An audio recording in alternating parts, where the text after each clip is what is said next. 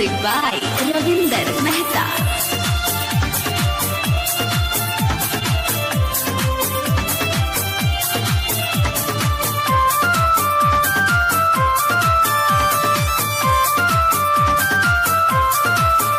जब करना नहीं था प्यार तुझे, जब करना नहीं था प्यार तुझे, क्यों दिल लगा के तोड़ दिया।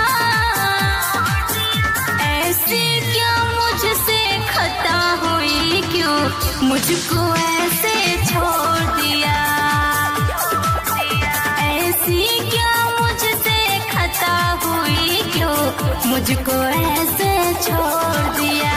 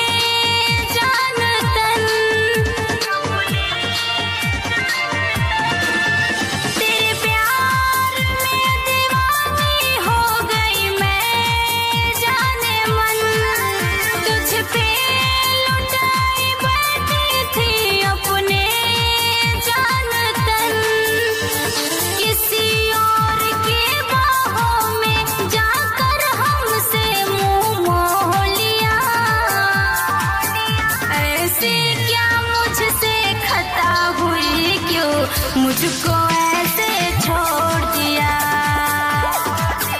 ऐसी क्या मुझसे खता हुई, क्यों मुझको ऐसे छोड़ दिया।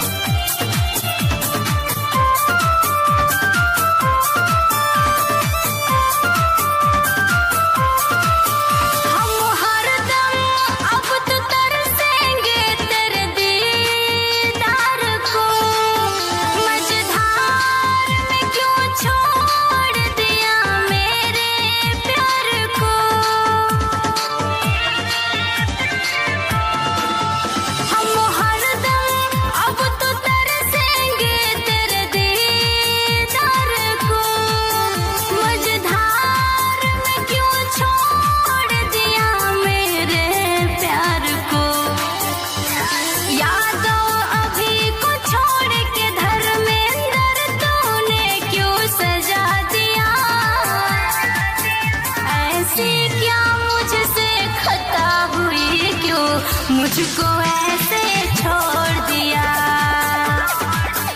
ऐसी क्या मुझसे खता हुई, क्यों मुझको ऐसे छोड़ दिया।